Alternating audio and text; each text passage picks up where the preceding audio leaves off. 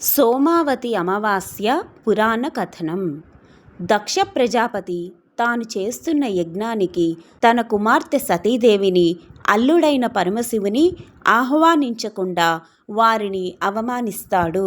శివుడు వద్దన్నా వినకుండా యజ్ఞానికి ఆహ్వానం లేకుండా వెళ్ళిన సతీదేవి అవమానానికి గురై శరీర త్యాగం చేస్తుంది. సతీదేవి మరణ వార్త తెలిసి ఆగ్రహించిన శివుడు తన జటాజూటం నుంచి వీరభద్రుణ్ణి సృష్టిస్తాడు. సమస్త ప్రమథ గణాలతో కలిసి వీరభద్రుడు దక్షయజ్ఞాన్ని ధ్వంసం చేసి యాగానికి వచ్చిన వారందరినీ చితకబాదుతాడు. శివుని అవమానించే కార్యక్రమంలో పాల్గొన్నందుకు శివగణాల చేతిలో చంద్రుడు కూడా చావు దెబ్బలు తింటాడు. ఆ సమయంలో ఒంటి నిండా గాయాలతో తీవ్రమైన బాధతో చంద్రుడు పరమశివుని శరణు వేడుకుంటాడు. చంద్రుని అవస్థను చూసి మనసు కరిగిన భోలాశంకరుడు త్వరలో రానున్న అమావాస్యతో కూడిన సోమవారం నాడు తనకు అభిషేకం జరిపిస్తే తిరిగి చంద్రుడు సంపూర్ణ ఆరోగ్యవంతుడు అవుతాడని అభయమిస్తాడు. ఆనాటి నుంచి సోముడు అంటే చంద్రుని పేరిట సోమవారము, అమావాస్య కలిసి వచ్చిన రోజును సోమావతి అమావాస్యగా మనం జరుపుకుంటాము. సోమావతి అమావాస్య కథ ప్రారంభ. అమావాస్య తిథి సోమవారం రోజున వస్తే ఆ రోజును సోమావతి అమావాస్యగా పరిగణిస్తారు.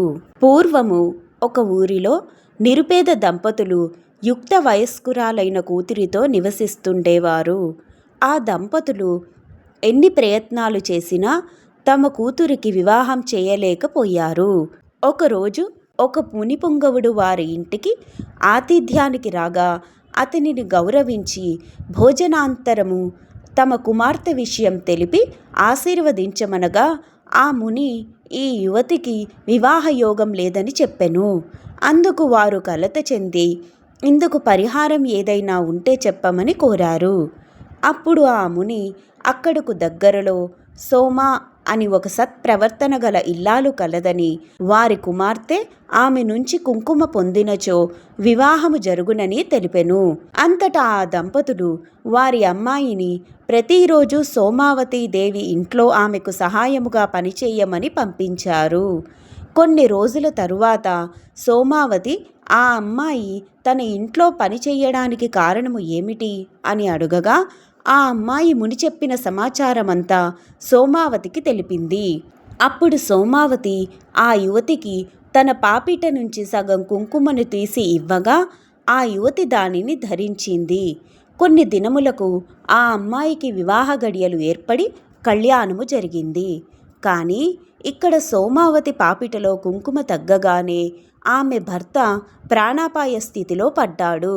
అంతట సోమావతి కఠోర నిష్ఠతో పరమశివుని ధ్యానించి రావి చెట్టుకి 108 ప్రదక్షిణములు చేసి పాత్రలోని కొంత నీటిని చెట్టుకి పోసి మిగిలిన నీరు త్రాగగా తన భర్తకు ప్రాణాపాయం తొలగి పునర్జీవితుడైనాడు. ఆనాటి నుండి సోమావతి అమావాస్యకు విశిష్టత ఏర్పడింది. సోమావతి అమావాస్య నాడు అభిషేకం చేయించలేని పక్షంలో కనీసం ఒక దీపమైనా శివాలయంలో వెలిగించాలని పెద్దలు అంటారు. సోమావతి అమావాస్య కథ సమాప్తః. శివార్పణమస్తు.